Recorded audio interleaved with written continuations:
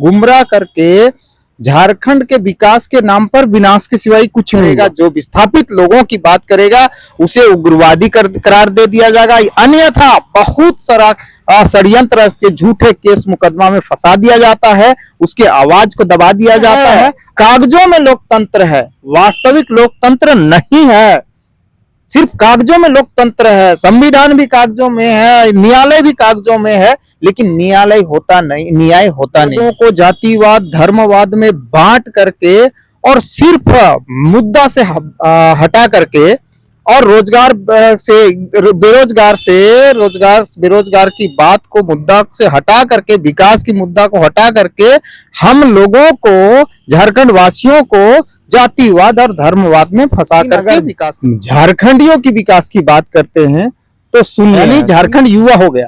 लेकिन अगर बात करते हैं हम रोजी रोजगार की तो 55 पैकेट तो रख लिए, लेकिन एक पैकेट में 5 रुपया भी नहीं, ये विकास हुआ है।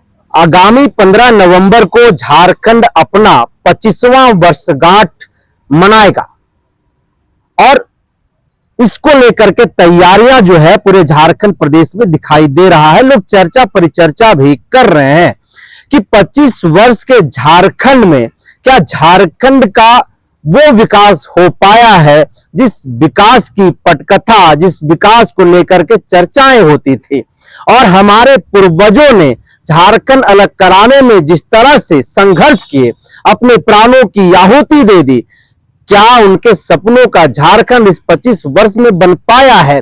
हमारे साथ बातचीत करने के लिए इसी 25 वर्ष के झारखंड के मुद्दे पर नीरज भोक्ता हैं। दादा, झारखंड अपना 25वां वर्षगांठ आगामी 15 नवंबर को मनाएगा। इस 25 वर्ष के झारखंड को आप अपने नजरिए से किस तरह से देख रहे हैं? क्या झारखंड का विकास जिस तरह से, जिस गति में होनी चाहिए थी, क्या लग रहा है कि इस 25 वर्षों के झारखंड में हो पाया है या फिर आप क्या कहेंगे?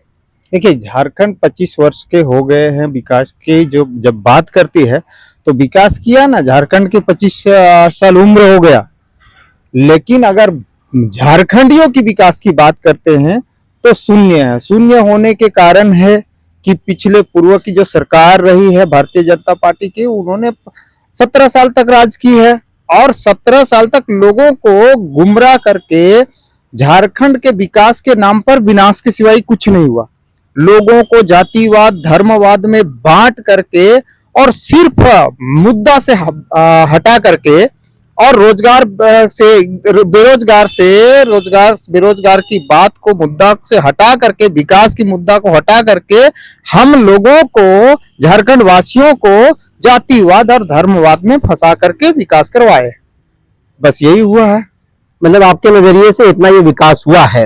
विकास हुआ है। अगर स्थानीय नीति की हम बात करें नीरज जी, नियोजन नीति की हम बात करें तो अब तक धरातल पर दिखाई नहीं दे रहा है। आज भी झारखंड के युवा जो है इसको लेकर के सड़क पर आंदोलन कर रहे हैं, आवाज को बुलंद कर रहे हैं। आखिर कहां पर समस्या है, कहां पर दिक्कतें आ रही है कि इस 25 वर्ष के झारखंड में यह आइडेंटिफाई नहीं हो पाया है कि झारखंड में झारखंडी कौन है? नियोजन की जो बातें हैं निरंजन जी, आप समझ रहे हैं झारखंड की विकास क्या हुई है, ये से समझा जा सकता है कि ये कौन सी जेपीएससी चल रही है। यानी अभी 13-14वां चल रही है जेपीएससी। आप समझ सकते हैं 25वां के जगह 13-14वां चला जा रहा है, तो कैसे इतना मतलब विकास की हम परिकल्पना कर सकते हैं। जिनके हाथ में सत्ता गई उन्होंने ही हमारे युवाओं को, पढ़े लिखे युवाओं को बेरोजगार बना के रखे। क्योंकि आपके जो कंटेंट है वो एयर वाइज है और आपने 5 साल में एक बार ले रहे हैं, तो परेशानी तो है ना, बेरोजगारी बढ़ती गई, पढ़े लिखे लोगों का बेरोजगार बढ़ा। ऐसा नहीं कि गांव में बेरोजगारी तो है ही, चरम सीमा पर है, लेकिन पढ़े लिखे युवा भी आज 5000 नौकरी करने के लिए मजबूर है। क्योंकि हम व्यापार से हैं तो मुझे पता चलता है बहुत से युवा है कि 5-10 हजार के लिए नौकरी मांगने के लिए आ जाते हैं। तो इतना बेरोजगारी की विकास हुई। यही परिदृश्य है झारखंड की 25वां वर्ष तो हो गई, यानी झारखंड युवा हो गया। लेकिन अगर बात करते हैं हम रोजी रोजगार की तो 55 पैकेट तो रख लिए, लेकिन एक पैकेट में 5 रुपया भी नहीं, ये विकास हुआ है। ये विकास हुआ है, ये झारखंड विकास हुआ में। है झारखंड। विस्थापन का दंश 32,623 गांवों के लोग झेल रहे हैं। आज तक उन लोगों को न तो न्याय मिल पाया है और न ही जिस नाम से, जिस लिए उनसे जमीनें ली गई, उन्हें बेघर कर दिया गया, आज तक उन्हें न तो उचित मुआवजा मिला है और न ही अधिकार अब तक मिला है। इसको किस तरीके से देख रहे हैं? विस्थापन की जो बात है निरंजन जी, ये बहुत जटिल समस्या है, क्योंकि मैं खुद विस्थापित हूँ, खुद दंश झेल रहा हूँ। विस्थापन की जो सरकार ने जो नीतियां बनाती है, जो भी सरकार हो, जो नीतियां बनाई गई है वह अपने हितों को देखते हुए जनता के हित के लिए बात की हुई है, लेकिन जनता का एक भी कार्य नहीं किया जा रहा। यहां तक हम इसी झारखंड की बात कर रहे हैं, दूर दराज की बात नहीं कर रहे हैं। जो विस्थापन नीति है वहां पे अगर जो विस्थापन की बात करेगा, जो विस्थापित लोगों की बात करेगा, उसे उग्रवादी करार दे दिया जाएगा, अन्यथा बहुत सारा षड्यंत्र के झूठे केस मुकदमा में फंसा दिया जाता है, उसके आवाज को दबा दिया जाता है और अंततः वही होता है। गरीबों के पास उतने क्या बोलेंगे, आंतरिक शक्ति नहीं है, जानकारी नहीं होने की वजह से कि वह ने विरोध जता सके। लेकिन लोगों को समझा करके अगर विरोध किसी के द्वारा कराया जाता है तो उसे मरोड़ दिया जाता है। तो क्या लोकतंत्र खत्म हो गया मान लिया जाए देश से? देश में लोकतंत्र है, कागजों में लोकतंत्र है, वास्तविक लोकतंत्र नहीं है। सिर्फ कागजों में लोकतंत्र है, संविधान भी कागजों में है, न्यायालय भी कागजों में है, लेकिन न्यायालय होता नहीं, न्याय होता नहीं है। तो जो भी राजनीतिक पार्टी जब चुनावी मैदान में होती है तो बड़ी बड़ी बातें करती है, वो लोगों से वादे भी करती है कि हमारी सरकार बन जाएगी तो गरीबी दूर भगा देंगे, हम आपके लिए ये करेंगे, हम आपके लिए वो करेंगे, बहुत सारी बातें होती है। और आप कह रहे हैं कि इस 25 वर्ष के झारखंड में आज भी गरीबी बहुत बड़ा मुद्दा है, आज भी गरीबी जो है वो डायनासोर की तरह मुंह फाड़े बैठा हुआ है कि कौन आए और उसको हम निगल जाए। नहीं निरंजन जी, ये है कि 25 साल के जो गरीबी बहुत बड़ा मुद्दा है, या जो सरकार आती है, सबसे पहला हम जनता को यह जागरूक होना होगा कि सरकार कौन गरीब के लिए है, या कौन गरीबी हटाएगा या कौन गरीब हटाएगा, ये समझना है। जो मुद्दा पे चुनाव लड़ना चाहता है उसको सरकार, उस सरकार को जनता ही किसी भरमवंश या ना समझ होने के कारण नहीं लाती है, और जिनको लाई 17 साल तक वह जो है सिर्फ भरम फैला करके लोगों को रखा। हाँ, वर्तमान की जो सरकार है वो पूर्ण तरह से कोशिश कर रही है कि गरीबों का यह नियोजन नीति पूर्ण रूप से लागू हो, धरातल पे कार्य हो। धरातल पे नहीं, निर्देश तो सरकार का बहुत अच्छे है, लेकिन जो अधिकारी हैं वो धरातल पे इसलिए नहीं कर रहे हैं काम को क्योंकि हम जनता जो है करा नहीं पा रहे हैं, और इसके जिम्मेवारी दोषी तो सरकार को जाता है कि सरकार उस पर मतलब जो निर्देश होना चाहिए कड़ी वैसा निर्देश तो दे रहे हैं, लेकिन उस पर निगरानी नहीं हो रही है, उस पर निगरानी नहीं हो रही है। झारखंड जल जंगल जमीन के साथ साथ खनिज संपदाओं का एक भंडार माना जाता है। देश का अकेला एक ऐसा राज्य है झारखंड जहां पर 40% खनिज संपदा है, कोयला है, अभ्रक है, बॉक्साइट है, ऐसे तमाम खनिज संपदाओं से राज्य भरा पड़ा हुआ है, सोना भी है, और सभी जितनी भी ये चीजें हैं गांव में है। अभी गांव से आते हैं, क्या लग रहा है कि जो खनिजें हैं इस झारखंड प्रदेश में, इसका फायदा यहाँ के लोगों को मिल रहा है, या फिर यहाँ के लोग केवल जो है वो धूल फाक रहे हैं, डस्ट खा रहे हैं, बीमारी से ग्रस्त हो रहे हैं, उनकी जानें जा रही हैं? क्या हो रहा है, क्या देख रहे हैं आप? तो वास्तविक जो कहा जाए, ये जो व्यवस्था बनी हुई है जिस प्रकार के, वो व्यवस्था बिल्कुल ही गलत है, क्योंकि यहाँ के लोगों के अनुसार व्यवस्था बनी नहीं है, जिसके कारण यहाँ के लोग को लाभ नहीं मिल पा रहा। हाँ, जिन लोगों का जमीनें जा रही है उसे नौकरी मिल रहा है, लेकिन नौकरी मात्र सोल्यूशन नहीं है। आप 2 एकड़ है और उस 2 एकड़ से 10 परिवार पल रहा था और एक नौकरी दे करके और 5 डिसमिल मात्र जमीन दे रहे हैं, उसमें भी 18 वर्ष के वायु के लड़के हैं तो उसमें 5 डिसमिल करके प्रति व्यक्ति मिल रहा। अगर 18 से कम है उसे नहीं दिया जा रहा है, यानी कि उसको यह बात साबित कर दिया जा रहा है कि वो इस जगह के लायक है ही नहीं।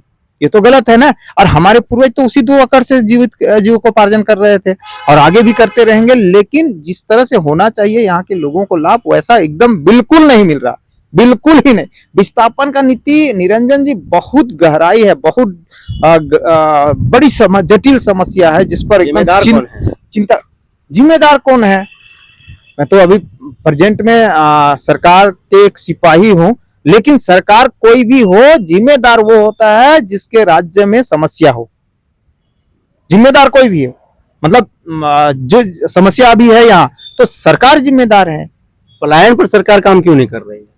चाहे भाजपा की सरकार रही हो, चाहे वर्तमान सरकार रही हो, क्योंकि 25 वर्ष के सफर पे हम बातचीत कर रहे हैं। देखिए निरंजन जी, हम यहाँ पे थोड़ा एकदम वास्तविक पे ले जाते हैं आपको। जब हम जनता जागरूकता पे वोट देंगे, जागरूक होके वोट देंगे, तब पलायन पे सब कुछ पे रोका जा सकता है और सब कुछ सुविधा मिलेगा। अन्यथा आप भरम में वोट देंगे तो आप ठके ही जाएंगे। हाँ, ठके ही जाएंगे। मोदी जी जब भी झारखंड आते हैं तो रेल देने की बात करते हैं, गुजरात मॉडल की बात करते हैं, झारखंड मॉडल की बात काहे नहीं करते हैं? क्या लग रहा है, क्या उनका उद्देश्य है इसके पीछे? देखिए अभी आप जो बोले मोदी जी, वो बड़े चीज हैं। दूसरी बात की गुजरात की जब बात करते हैं तो गुजरात की भी उन्हीं का स्थिति सही है जो धनाढ्य और पूंजीपति है, यानी था गरीब का वहां पे भी कोई वजूद नहीं है, कोई वजूद नहीं है।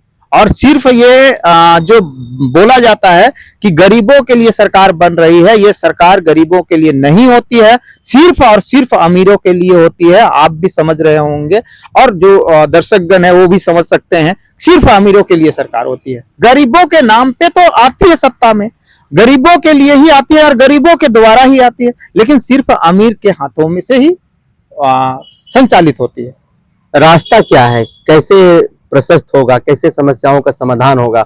चाहे स्थानीय नीति की बात हो, नियोजन नीति की बात हो, बेरोजगारी की बात हो, पलायन की बात हो, विस्थापन की बात हो, क्या है इसका समाधान आपके नजरिए से? समाधान मेरे नजरिए से एक ही है कि संविधान के जो द्वारा बनी हुई विधान है, उस विधान के ईमानदारी से चलाने का आंतरिक शक्ति होना चाहिए, तभी रास्ता निकल सकता है। अन्यथा हम तरह तरह के बहाने करते रहेंगे कि हमने ये काम किया, वो काम किया। कागजे पे काम होता है भैया, और कागज पे होने के बाद ये सब नहीं हो सकता, संभव नहीं है। संभव तब है जनता जागरूक हो।